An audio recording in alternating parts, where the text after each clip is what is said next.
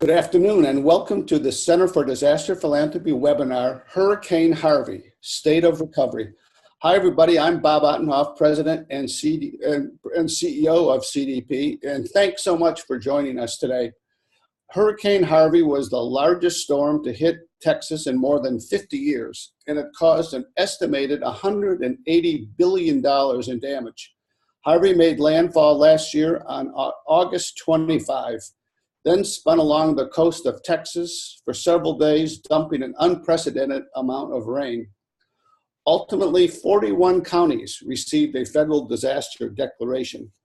On the surface, it may appear that much has returned to normal in Texas, but we know that recovery is a long-term process, and those of us working to support recovery expect to be doing so for at least 2 to 3 years, if not longer. To provide an overview of where recovery stands today, 1 year after Hurricane Harvey made landfall in Texas, we've got the following presenters joining us today. Dr. Xiao-Shi Sim is the Episcopal Health Foundation's Vice President for Applied Research. He leads the research division by providing timely and relevant health data, research training, and technical assistance to grantees, congregations, and communities. He also oversees EHF's work in community engagement in the 57 counties of the Episcopal Diocese of Texas. Brandon Formby is the Urban Affairs reporter for the Texas Tribune, the only member-supported, digital-first, nonpartisan media organization that informs Texans and engages with them about public policy, politics, government, and statewide issues. Mr. Formby writes about the challenges facing the large metropolitan areas in Texas as they experience unbridled growth, and has been an important part of the Tribune's investigative team focused on Hurricane Harvey response and recovery. And to provide the long-term recovery funder perspective, we have Christina Cornejo, a program officer for the Rebuild Texas Fund, which is a partnership of the Michael and Susan Dell Foundation and the One Star Foundation. Based in Austin, Christina is responsible for overseeing grant making and managing grants in the Harvey-affected counties from southwest of Katy, Texas, to Corpus Christi, Texas. Chris Hensman is also a program officer with the Rebuild Texas Fund. Chris is based in Houston and oversees grant making and grant management for organizations working in Texas from northeast of Katy to the Louisiana border. And Sally Ray is the director of the Center for Disaster Philanthropy's Hurricane Harvey Recovery Fund. Based in Cypress, Texas, part of the greater Houston metropolitan area, Sally oversees grant making and grant management for organizations working in the 41 counties of Texas affected by Hurricane Harvey. A couple of reminders before we get started. This webinar is being recorded, and you'll be able to find a recording of it later on the CDP website. Whenever you have a question, please submit your questions anytime by using the Q&A box on your screen, and we'll try to get to as many of your questions as we can during this broadcast. And if you're on Twitter, please use the hashtag CDP4Recovery to share the discussion.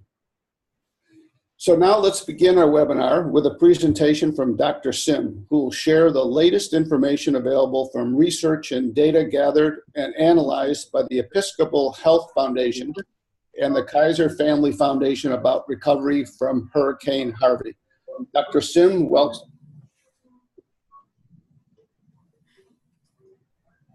Thank you. Please forward to the next slide, please. Thank you for this opportunity to present to you what we, the Episcopal Health Foundation, in partnership with the Kaiser Family Foundations, have completed our 1 year post-Harvey survey in the 24 hardest hit counties. Next slide, please. To set the context, I wanted to acknowledge the work of our partner in this survey project, the Kaiser Family Foundations. They've really been a great thought partners, and for me personally, has been a great mentor in helping us to conceptualize, implement, and analyze the survey data. And also as a context to the listeners, both foundations, we had released 3 months after Harvey's survey in early December of last year. So in some ways, this is a follow-up survey of the work that we are doing in the 24 hardest hit counties in Southeast Texas. Next slide, please. Just very briefly about this, the research design of our survey. Basically, we were able to conduct telephone interviews with over 1,600 adult Texans in the 24 hardest hit counties by using a probability-based samplings, and the survey was being administered in both English and Spanish. The interviews, the time period for the interviews were from June 21st to July 29th of 2018. So it's, the data is still pretty, hot off the press. In addition to the surveys, we also conducted 6 focus groups, all being held in Dickinson, Houston, and Port Arthur. Next slide. So this next session, I'll talk a little bit about the experiences and the needs of the survey responses. Next. Basically, the major takeaway for this survey is that overall, when you look at the June-July 2018 bar, we are looking at about 70% of the survey respondents who told us that their life are almost back to or largely back to normal. However, on the flip side of this, what we are seeing also is that about 3 in 10 who told us that their life remains disrupted. I think in some ways, when you look at this trend from comparing October and November of last year to June and July of this year, definitely has shown the improvement. However, we are concerned about the 30% who told us that their life remains disrupted. Next. One great thing about the ability to do a large-scale survey of this size is that it allows us to look at a lot of the subgroup data, and I think this is it's very clear from this chart in that it just shows that once you are able to look at the subgroup data, we've been able to identify some disparity or some equity concerns, especially when it comes to the experiences of Golden Triangle residents, African American residents, and the folks with the least resources, especially those that income are below 200% FPL level. So that's what this analysis was able to show, that for those groups, subgroups, that their lives are still somewhat or very disrupted 1 year after Harvey. Next. This slide basically is telling a story that about 1 in 6 of Texans whose homes were damaged. They were telling us that their homes are still in unlivable conditions 11 months, 12 months after Hurricane Harvey. And then we have some breakdown of the various cluster areas. Next. Many of the residents, that we survey also told us that, there's still a number of areas that they needed help in. And I think for this 1 year after survey, we added 2 questions, 2 categories. One is about, in the area of, trying to find someone to help to navigate the various systems for receiving help, as well as legal assistance. Again, the trend is pretty consistent. I think applying for disaster assistance, need help navigating the system, as well as needing help to repair their damage to their homes was some of the top concerns. Next. This was, another slide where we shows that, there's clearly, some equity issues, when it comes to, folks who told us that that they're not getting the help that they needed. Again, if you look at the data for the groups in Golden Triangle area, African American group, as well as those with the least resources, least income, they tend to fare worse. If you focus on the orange-ish bar graph. Next. Our survey, we will also attempt to ask questions, to what we consider as those that are potentially undocumented residents. Again, this is also sort of like confirming or identifying, that about 40% of the folks that we had surveyed, who are in the list of category of potentially undocumented populations, they avoided seeking help for fear of revealing their immigration status. Next. Since we are a health foundation, we ask questions about their health conditions. Basically, the bottom line here is that 1 in 6 of them told us that either them or family members have a health condition that's new or has gotten worse due to Harvey. And if we look into this 16%, the major kind of area of red flag for us were in respiratory conditions as well as mental health. Next. In this slide, we try to look into the various ways that we ask them about their mental health problems. Questions about whether they had a harder time controlling temper since Hurricane Harvey, or whether they started to take new prescription medicines for mental health problems, or that their experience with Harvey caused them to to increase their alcohol use. Again, we have some very interesting data across the regions, but overall we're looking at 31% or 3 in 10 report mental health problem as a result of Harvey. Next. We complemented the survey with some, with the 6 focus groups. One thing that we actually did not cover in the survey, but it came out quite a bit, in the focus group conversations with the affected populations, was really, in the area of kind of like, in their rebuilding recovery experiences. A lot was said about some of their experiences with fraudulent contractors, and also another issue they're dealing with recovery costs for those on fixed income. Many of the elderly, the retired focus group participants told us that they don't have that much more money, to live off,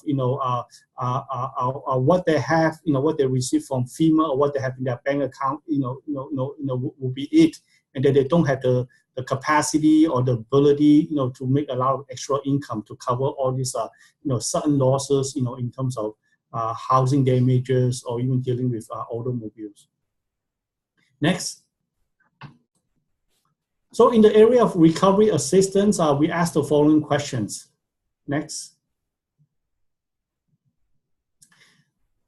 We asked the survey participants about, especially among those that receiving FEMA aid, to what extent they were satisfied with the amount of assistance. In general, 6 in 10 mentioned that they were satisfied with the amount of assistance. However, 40% remaining dissatisfied. Next. We also asked questions about whether they are receiving financial help from a charity or non-for-profit. Overall, about 3 in 10 of them told us that they received help from a charity or non-profit. Next. In terms of looking at resources that are necessary for the future, the participants identified the development of flood prevention and control strategy, community preparedness for future disasters, and getting financial help to people who need it, as well as rebuilding destroyed homes as the top priorities. Next. This is an interesting question. We asked survey respondents that to what extent they are aware of federal government funding to help Texas with long-term recovery. And here, we are, we like to know, like, for instance, with the availability of community development block grants. What's not surprisingly to us is that, 3/4 of the folks that we survey had no awareness of, the federal funding availability to help Texas with long-term recovery. Next. This is another good question that we asked toward the end of the survey. Basically, what this slide is showing is that half of the folks that we interview with told us that they have personally taken steps to prepare for future hurricanes. Although the flip side of this is that the other half, or close to 50%, said that they have not taken steps to prepare for future hurricanes. Next. We also, again, complemented this, with the survey survey focus group. For the sake of time, I'm going to just skip this slide. Let's move to the next one. Next. So I guess the three major takeaways from our research that Episcopal Health Foundation, in partnership with the Kaiser Family Foundation, have done is that I think three major things to bear in mind. One is that what we found from this 1 year after survey is that a significant number, about 3 in 10 of the Texans that we have surveyed, who told us that their life remained disrupted. And an equally important story to tell here is that there are major disparities remain in the recovery, especially across income and race ethnicity group. Among those affected residents, 42% of them say that they're still not getting the help. Some of the top areas of needs that they have identified are things like applying for disaster assistance, navigating the multiple systems, dealing with home repair, medical care, and legal assistance. Going forward, in terms of what Texans like to see for long-term recovery, are things like flood prevention and control, community preparedness, financial assistance for people affected, and rebuilding of the destroyed homes. Thank you so much for giving us the opportunities to present. Oh, actually, I do have one more slide, sorry. Next. For those who are interested to read our survey report, it could be downloaded on the episcopalhealth.org website. In addition to the survey and focus group work, a couple of my colleagues also have been working on mapping out FEMA applications and FEMA approval data, both at the zip code level and at the census block group level, and all those data are available on our website. Thank you again for this opportunity, and I look forward to the rest of the panel. Thank you so much, Dr. Sim. We've been listening to Dr. Xiaoxi Sim. He's the Vice President for Applied Research at the Episcopal Health Foundation, and you'll get a chance to ask him your questions in a little while. You can ask a question at any time by using the Q&A box at the bottom of your screen, and we'll get to your questions later in this presentation.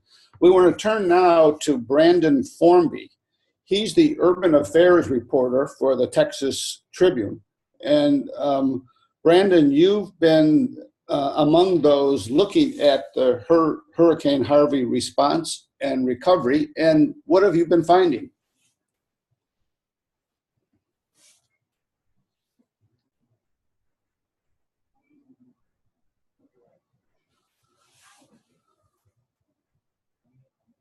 We're looking for Brandon Formby. He's the Urban Affairs reporter for Texas Tribune.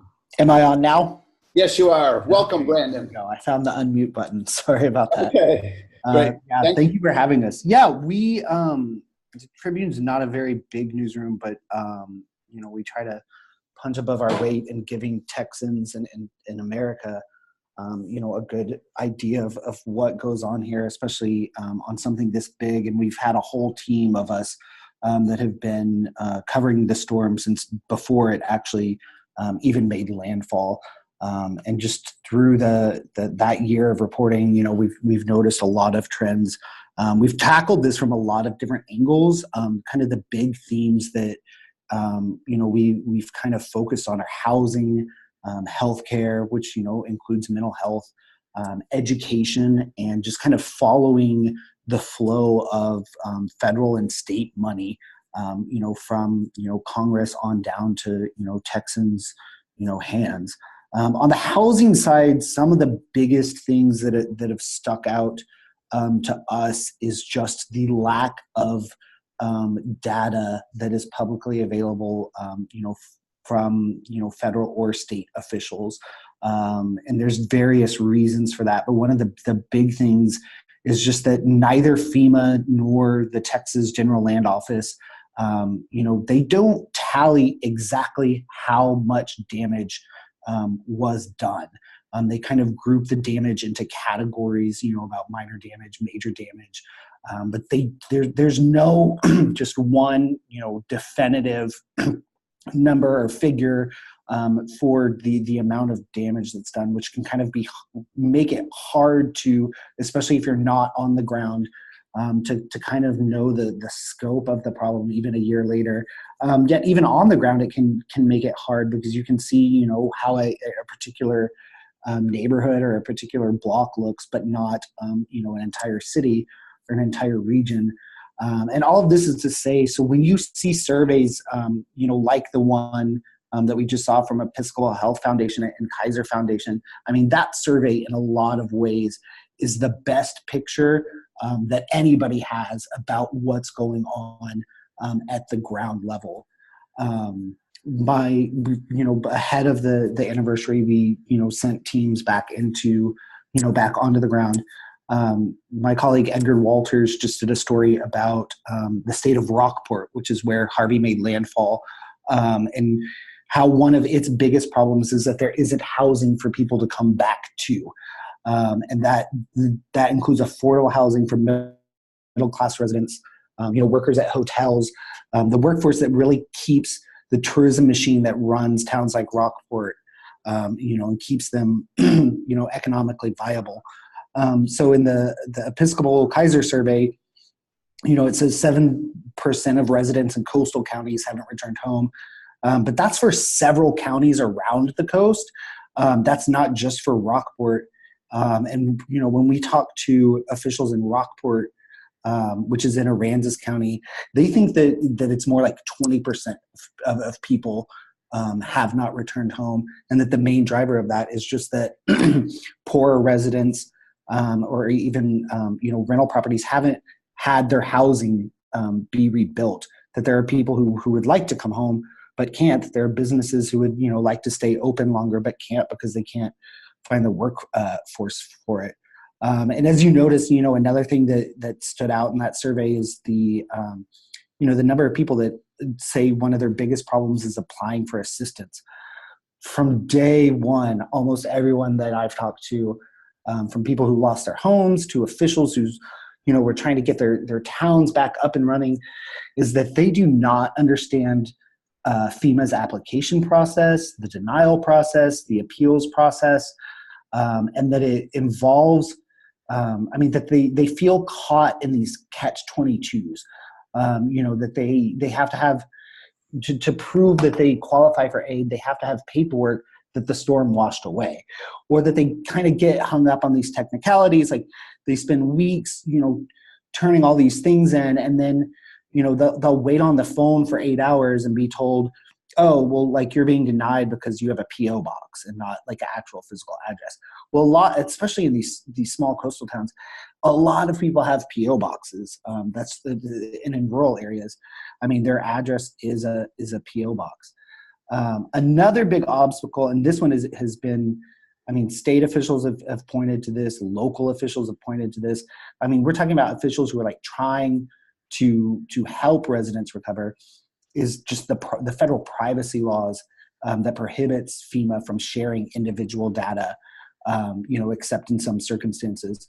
So Houston, fourth largest city in America, actually has the technology and the qualified personnel to be cleared to receive a lot of individual FEMA data. So that has, helped Houston recovery officials in ways that, people in, say, Rockport or Fulton or Aransas, the rest of Aransas County don't, they don't have that data, so they don't know, who needs help, who needs money, who needs housing, who needs a hotel. And as we've talked to people, my colleague Paul Cobbler had a story last week that found that like a lot of people have either like had to make the choice to take on a lot of debt, or the ones who did have significant savings, who had to like deplete their personal savings just to get their lives back to normal. And one of the reasons kind of having an idea of where people are and how they've recovered and the damage they've sustained and things like that is kind of yet to, that's important moving forward even a year later, because this is the point where HUD starts to step in and the community development block grant disaster relief funds that Congress appropriates, those start going to people. Texas is going to get $5 billion definitely from the first appropriation. And then it's going to get a share of the second appropriation, which was $89 billion. But when you're talking, a storm that's done more than $150 billion, maybe $200 billion worth of damage, you can see the huge gap that's there.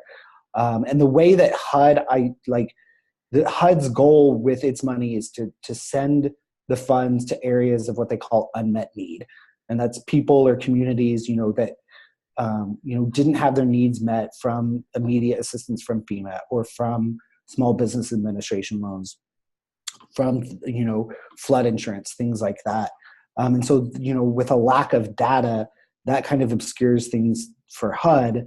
But then also, even once all that money is spent, you can tell that there's still going to be tens of billions of dollars of unmet need actually on the ground. And as we've talked to people and as we've been on the ground, we've found that the best place to kind of identify those areas is talking to, just going around neighborhoods and talking to people, talking to churches, talking to local nonprofits, talking to grassroots groups, talking to people who live in the communities and, are actually, trying to recover themselves, because they can really, even though a lot of times it's anecdotal, they can really point you toward people and neighborhoods and organizations that are still struggling in ways. They can point you to those in ways that, the high level information that you get from FEMA or the Texas General Land Office can't.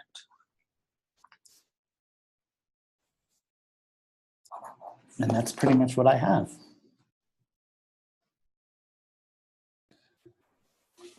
Thank you so much. We've been listening to Brandon Formby. He's an urban affairs reporter for the Texas Tribune and has been covering the Hurricane Harvey response and recovery. Brandon, a couple of questions for you before we go on to our next speaker.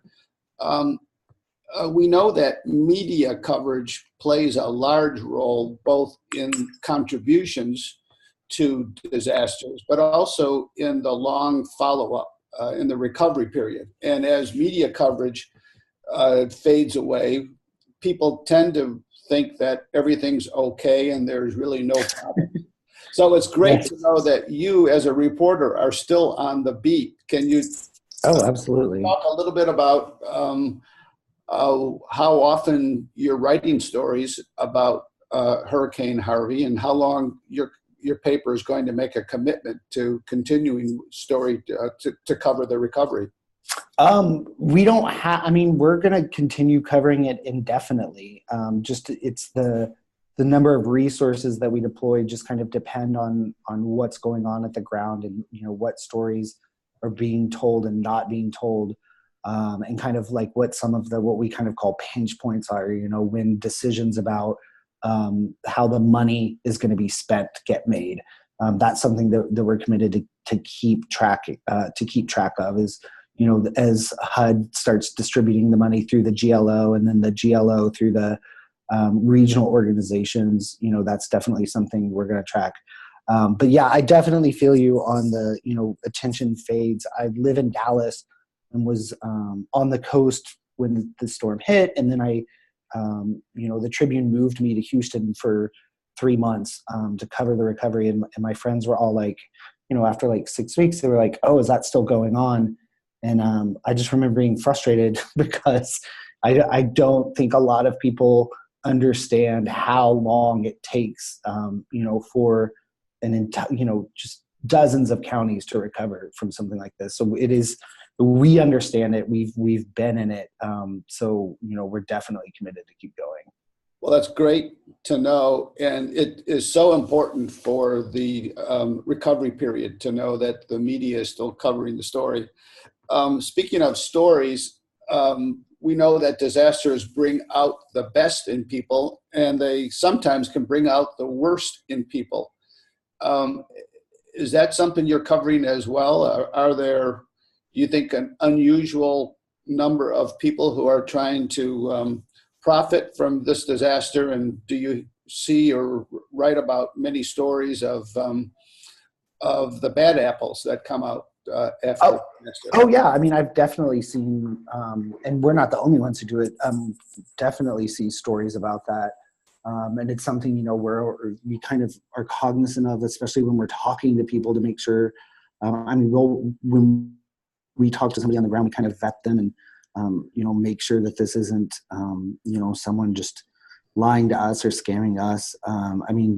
The Dallas Morning News, which is, a competitor, but they had a really good story a week or two ago, just about, construction workers who, they were not being paid what they should have.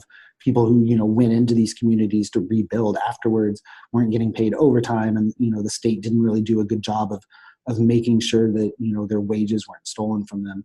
And I think you can kind of, there's been lots of stories about that, especially in the aftermath as, contractors and roofers and all these people started coming in.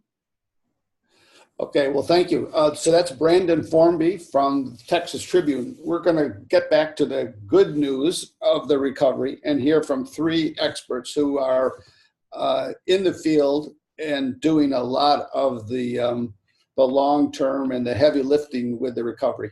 We're going to hear from Christina Cornejo. She's with Rebuild Texas, the Rebuild Texas Fund, which is a partnership of Michael and Susan Dell Foundation and the One Star Foundation, and her colleague, Chris Henson, who's also with Rebuild Texas Fund, and then also from Sally Ray, who's the director of the Center for Disaster Philanthropy's Hurricane Harvey Recovery Fund. So we're going to start off with Chris. Chris Henson is going to kind of give us an update on activities. Chris, welcome. Thank you, Bob. And thanks for having us here today. Again, my name is Chris Hensman with the Rebuild Texas Fund, and I'm going to give you a brief overview of some of what we've been up to at the fund. This is all excerpted from our 12-month progress report, which you can find on our website. Next slide. Just a brief overview of what we all know about this disaster. It was immense, and the scale of this, I think, is challenging every system we have in place for responding to disaster. And so One Star Foundation and Michael and Susan Dell Foundation came together to create the Rebuild Texas Fund to help do what we can to help our neighbors recover. Next slide.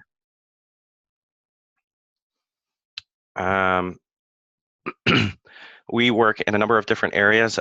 Most of our funding, or the majority, the largest funding areas are housing and health, followed by community and economic development. We also make grants in education and childcare, small business recovery, and workforce and transportation. Next slide. To give you a bit of an overview of what we've been up to, the fund has raised $100 million from over 33,000 donors. That's an important statistic for us because we have to remember and be accountable to all of those donors and their expectations for doing the most with the money that we've been entrusted with.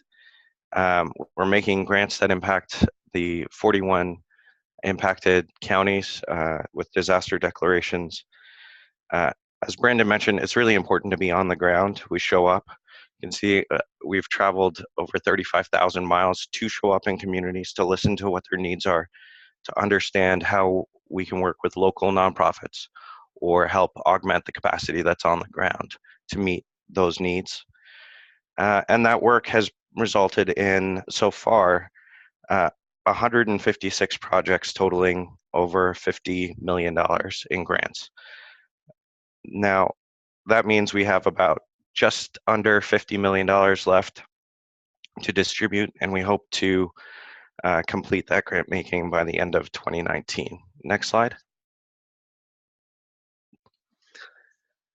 Just a brief overview of where the money is going. An important note is that early on we decided, given the large amount of money that was raised to help the greater Houston area recover, by our estimates, over $200 million just for the greater Houston area, we made it a priority to make it outside of Houston, especially as it relates to the Coastal Bend and the Golden Triangle areas, which were severely impacted. And you can see that reflected in the large amount of grants going to Region 1 and Region 5. The other important note on this map is that we have a lot of multi-region grants, and this helps us bring capacity to areas that may not have nonprofits working in the areas of need.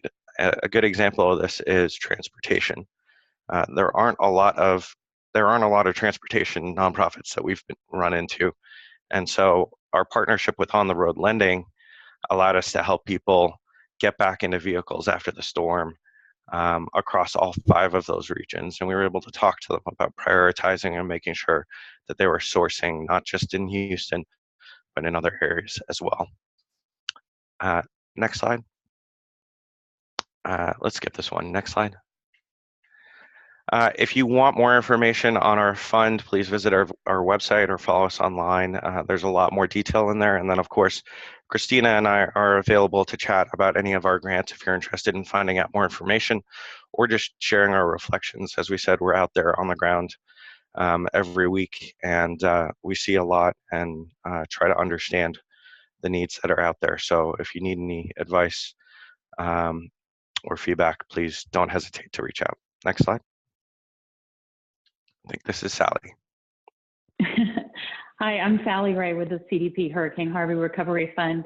And we are kind of tag teaming this because Chris and Christina and I spend an awful lot of time together because we have, in some cases, a very similar focus, certainly a similar regional focus. Just a little bit about the Harvey Recovery Fund. It was launched in August of 2017 to support mid to long-term recovery efforts in the region. We support nonprofit organizations that are addressing vulnerable populations. We have about $14 million, and as of August 1st, we've distributed a little over $6 million, with our next round to be funded in early December. Next slide. Like I said, we support the long-term recovery process, infrastructure, capacity building to set up successful recovery in all of these areas that were affected. We also are supporting housing repair, rebuild, legal services, especially for immigrants and other vulnerable populations, environmental issues, healthcare, mental health, behavioral health, and community resilience. I highlight this because you'll notice that a lot of our focus area includes those that have been identified by the data we saw earlier. So one of the things that we focus on quite a bit is trying to leverage our funding, because we have 14 million, others have, like Rebuild Texas has 100 million, other funds have, JJ Watt had 41 million, other funds had significant amounts. So we want to leverage our funds. So we do that by working collaboratively with other funders. Next slide. We did this early on with formal meetings that were hosted originally by the Houston Endowment. We shared ideas and the assessment of need. We at the Center for Disaster Philanthropy have a strong educational focus. So we did educational outreach with blog posts, and we continue to do that, and other communications vehicles. And we also hosted a webinar series that was with the support from the Simmons Foundation that was twice a month through June that helped to educate other funders. We also have informal meetings. I mentioned that Christina and Chris and I travel a lot together. We do, and then that's an effort for us to try to save time for potential grantees, and also our time and mileage, and we're saving those donor dollars by sharing gas and transportation time. We've had outreach from other funders, and we do outreach to other funders. We've worked briefly with folks from the J.J. Watt Foundation, from funders outside of Texas, from funders from outside the affected area in Texas, to help them understand what we're seeing on the ground. And we have done a lot of work to introduce organizations and fill communications and to provide communication about the gaps that we're seeing as we travel around and are on the ground. So definitely helping leverage our fund by collaborating with other funders. And the next one is Chris. Next slide. We've also encouraged collaboration among the organizations that we are working with. A good example of that is Enterprise and our HEART program. So it's difficult to fund a lot of smaller housing organizations that don't have the structures, experience, managing funds, protocols in place that we'd like to see to be able to make a reliable grant. And so collaborations like Enterprise and HEART allow us to access new groups, allow us to combine the strengths of these two organizations into one program. Another organization that we work with was Texas Alliance for Child and Family Services. There were a lot of small foster and other organizations that we couldn't reach directly, but this allowed them to provide additional technical assistance. Good 360 is another good example of that. We work with them to provide funding to help facilitate the distribution of donated materials or bulk procured goods. And so a lot of the groups that we work with, even if we're not giving them a grant, we try to connect them with Good 360 so that they can benefit from those partnerships, even if no grant funds are directly going to those organizations. And I think that's my cue. This is Christina, and I apologize for my voice. I'm recovering from strep, so let's see how we can make it through this. I wanted to chat with y'all a little bit about bringing organizations together and some of the work that we've done in the field. It's been great having Sally as a part of our team with the three of us and the Road Warrior team on the ground. And I think one of the areas that we'd really like to highlight is in Refugio County. A lot of the rural counties, as you can imagine, they don't necessarily have the higher capacity that a Harris County may have.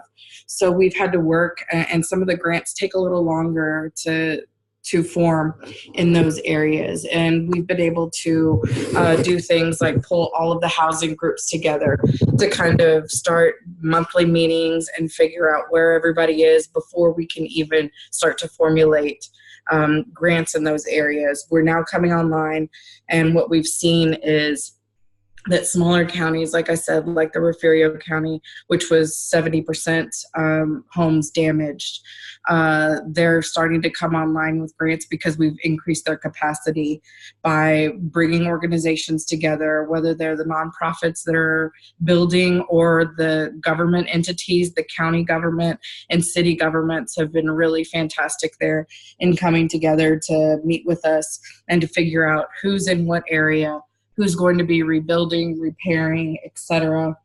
And we've been able to also partner with organizations like United Way, Habitat for Humanity, Golden Crescent there. The Red Cross has come on, their volunteer reception centers, their long-term recovery group. So we really do look forward to facilitating more of these partnerships. And it may take us a couple months, but the rewards really are showcased at the end.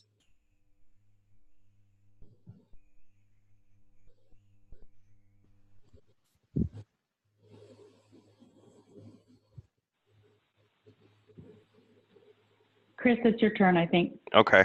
We're going to highlight, I think, in this next segment, some of the grants that we're most excited about. And for me, I think there are three partnerships that come to mind that I'll just touch on briefly. And again, if you need more information on any of these, we're happy to share. Tool Bank and Mission on Wheels, these are two organizations that are kind of back-end logistics for a lot of the rebuild organizations that are out there working on repairing homes. Tool Bank was providing free tool loans to organizations in the greater Houston area. They also had a trailer down in Rockport. The trailer down in Rockport was working with all hands, but wasn't actually open to new organizations because they didn't have anyone to staff it.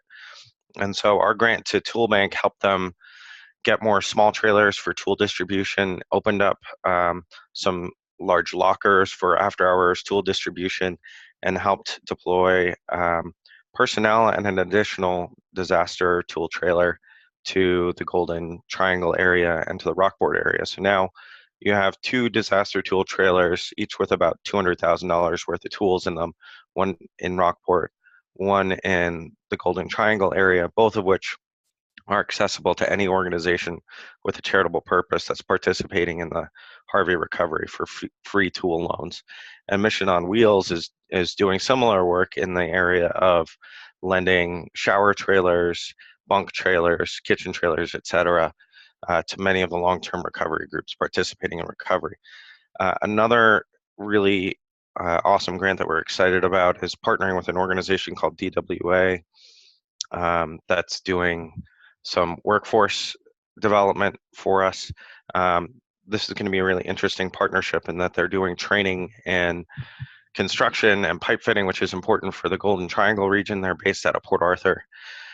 They also have a partnership with a for-profit staffing agency, which will hopefully create this social, nonprofit, private partnership where the private organization is able to return some of the profits to the nonprofit to fund future trainings, and therefore continue the cycle of being able to train a class, hire them out, and train the next class using the proceeds from that contract. The last organization I just wanted to highlight briefly is Foundation for Southeast Texas. We were able to partner with them to augment their grant making. It's difficult for an organization like us to make a lot of really small grants. And so we partnered with Foundation for Southeast Texas. They had about $250,000 around, and I think they were doing 2 rounds this year of grants. And so we came in and said that we would match their grants. And so they provided us a list of all the grants that applied. We were able to go through that list collaboratively and they were able to administer those funds for us and provide oversight and diligence, allowing us to reach organizations we wouldn't normally reach. Christina?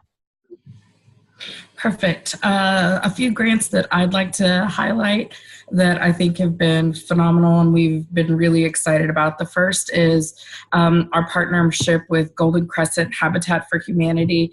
Now this one is based out of Victoria. Golden Crescent serves the 5-county region.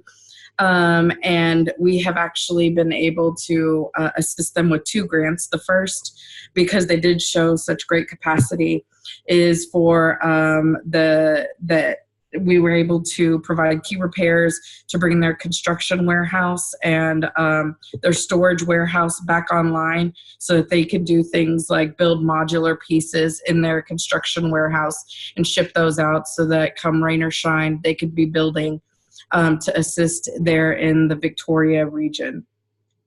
What was also unique about them is they were so willing to help us, and I really have to thank Habitat International for working with Habitat Golden Crescent, and we're bringing them now into Refugio County, which before did not have an affiliate from Habitat, and now that they're coming in there, they're going to be one of the main construction pieces for Refugio County, at least for the next 3 years. So that's a really exciting partnership that we've been working on.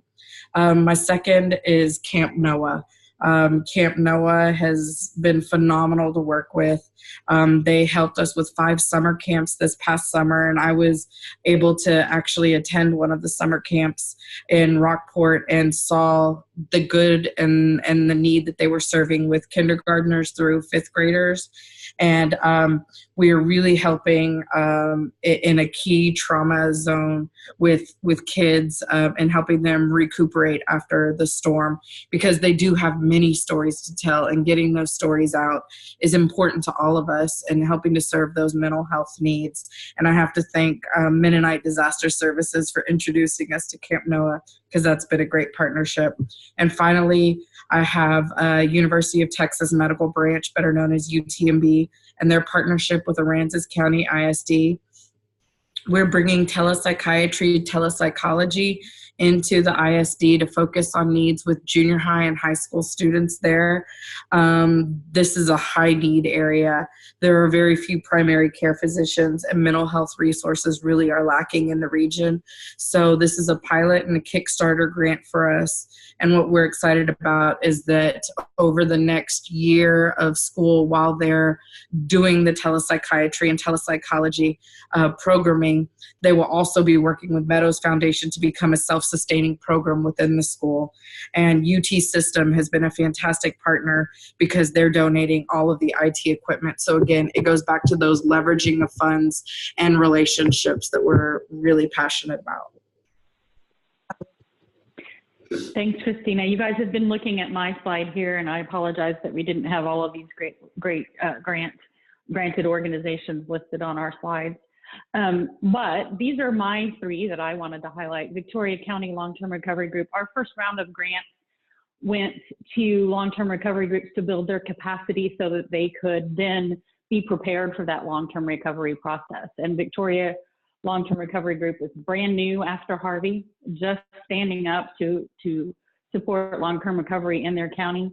And they took it very seriously when we said we wanted them to build their capacity to be able to do the work that needed to be done. And they have done that, and as a result have been able to secure additional funding, including almost $500,000 from my friends at the Rebuild Texas Fund. So congratulations to them for doing great work and doing what we had asked them to do with the funds that we provided. Chris has already mentioned the Enterprise Heart Program.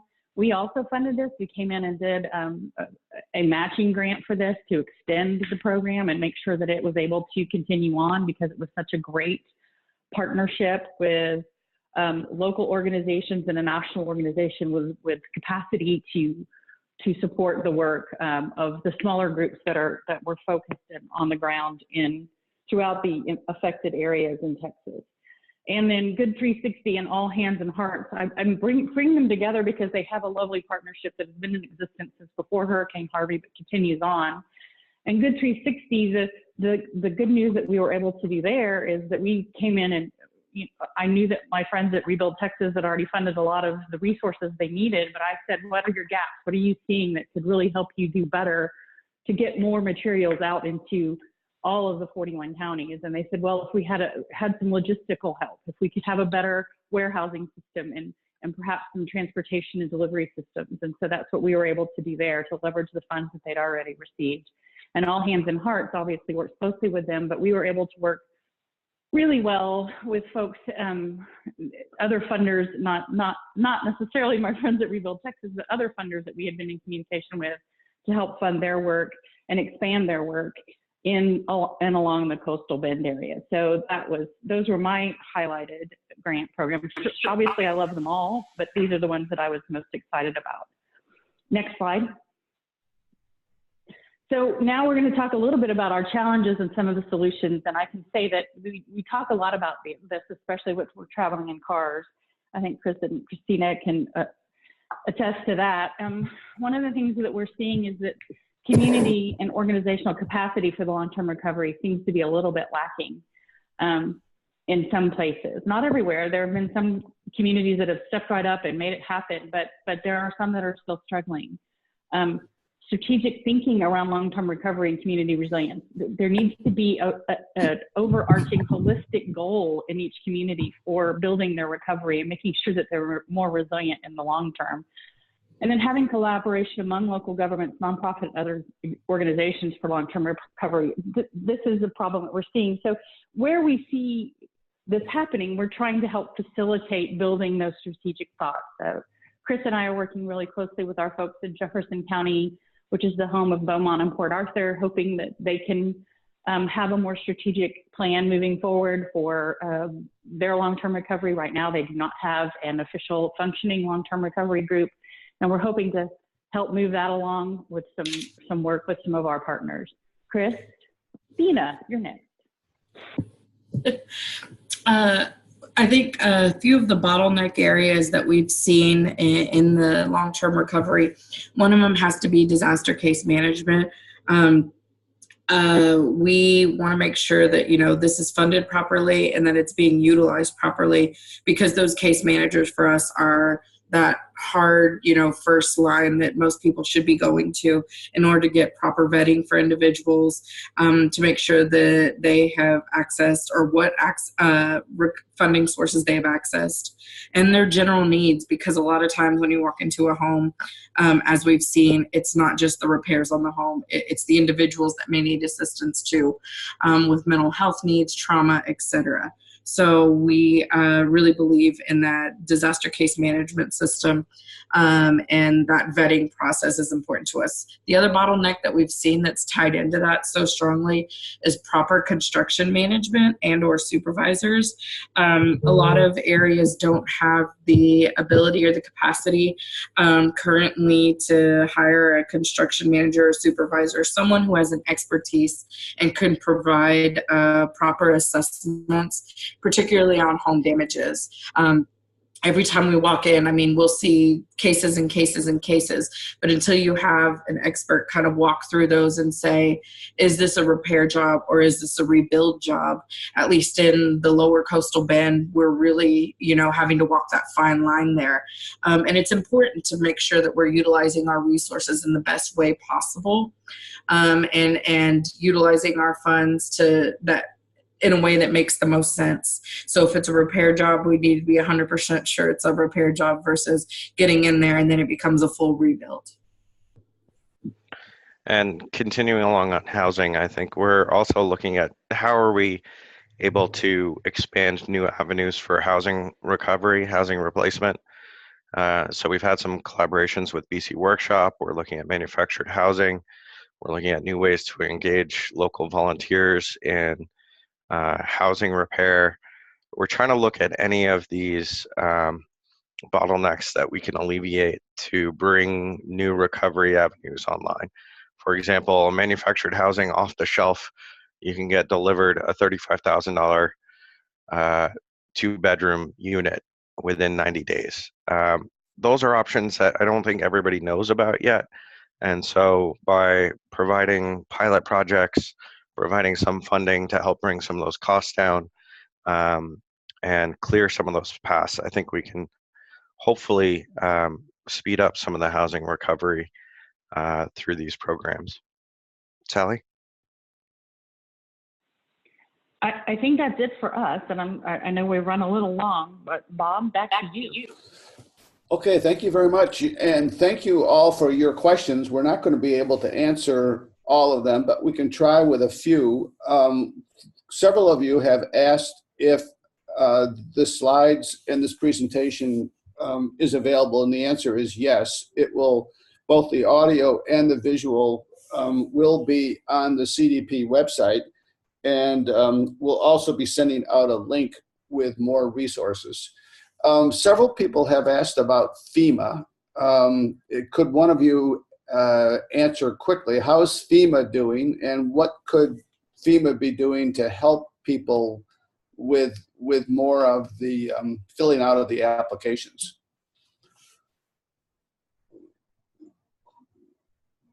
Chris or Sally or Christina, do you have something to add to that one? I think there's a lot of design thinking and focus groups that probably need to happen on that front. We continue to hear that people are confused by the process, that they're getting mixed guidance.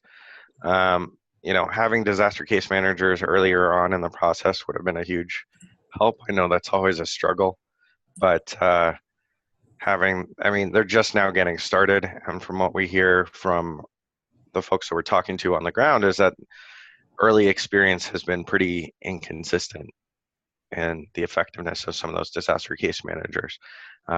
So we really need to provide consistent information, make sure that it's accessible to all populations, not just those that are, have high degrees of education and are familiar with some of these programs, but also to more of the underserved communities, more socially vulnerable communities that may have a harder time. I know that's something that FEMA has tried to address, but there's still, from what we're hearing, a lot of work to be done to access all of those communities reliably. Okay, and there's a lot of work to be done yet in Texas. I guess that's the message we want to leave with you today, is that recovery is certainly underway.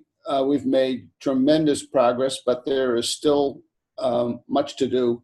We're sorry we weren't able to answer all of your questions. We'll try to get back to you online. We want to say thanks to our special guests today, Dr. Xiaoxi Sim from the Episcopal Health Foundation, Brandon Formby from the Texas Tribune, Christina Cornejo from the Rebuild Texas Fund, Chris Hensman, also from the Rebuild Texas Fund, and Sally Ray from the Center for Disaster Philanthropy.